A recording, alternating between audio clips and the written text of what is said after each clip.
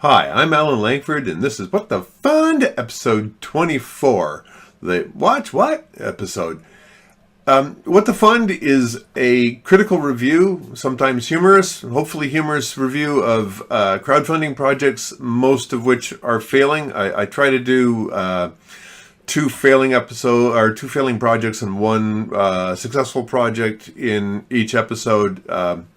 Last episode, I wound up doing 3 failures, and so I thought I'd look around and make sure that I had a winner in this episode. And what I found was this. This is the ERA Timepieces Certified Millionaire Watches Under $1,000 project. It's really easy to talk too long about this project. I have to move pretty quick on this. First, this pitch is 40 pages long.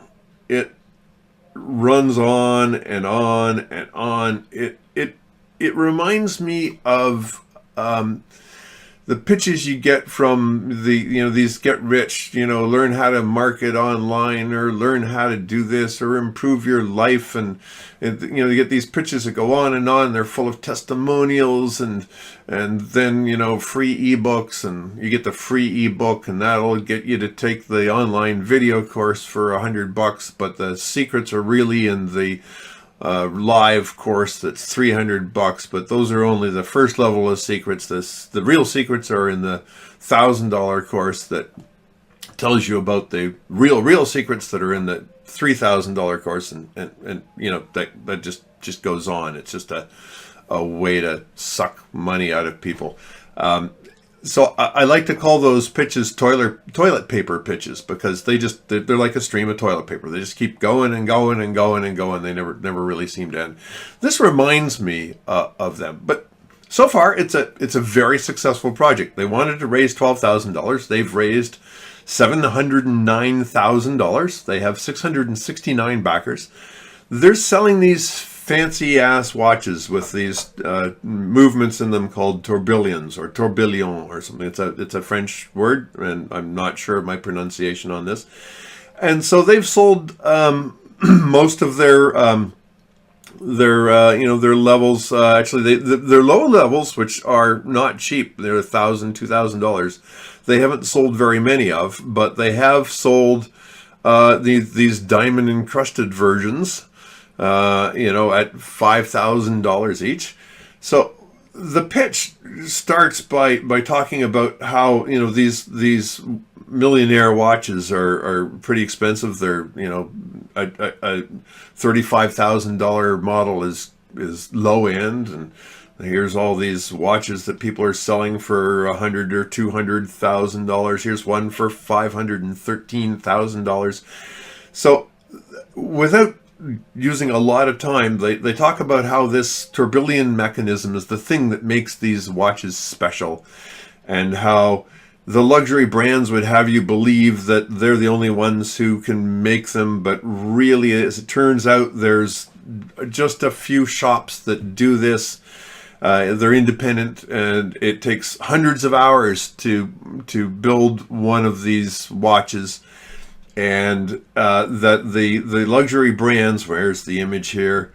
The luxury brands control the world's elite watchmakers. So they've got this cartel that's going on, and that these guys, as watch distributors, have figured out who the core watchmakers are. And now they're going to, go around the brand. So it's not getting just rid of the middleman. It's going straight to these guys who've got the secret knowledge about how to build these extremely expensive watches. I mean, $100,000 for a watch is kind of dumb if you ask me, but $5,000 isn't exactly smart either.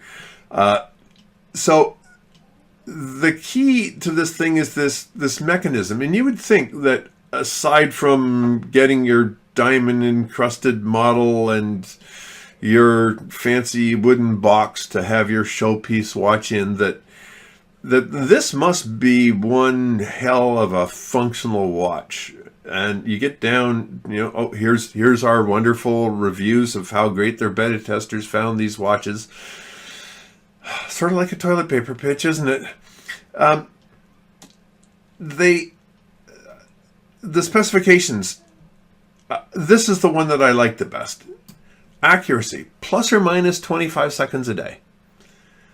So what they're saying is that people are spending a $500,000 on some fancy ass watch that loses almost half a minute a day. It doesn't make much sense to me, but evidently there are a lot of people who've got a lot of money who want this thing. What I don't get, if we go back to the pricing on this thing, there's these elite watchmakers, and you can get a watch with this mechanism in it for, let's see, what's the future retail price is $1,100. So there's this watch that took, according to them, hundreds of hours that you can buy for $1,100. So let's say hundreds of hours is just 200 hours. That means that these high-end, super skilled watchmakers have to be working for $5 an hour. And never mind the cost of all this precision equipment and the, all the other materials, the titanium and the blah, blah, blah, blah, blah.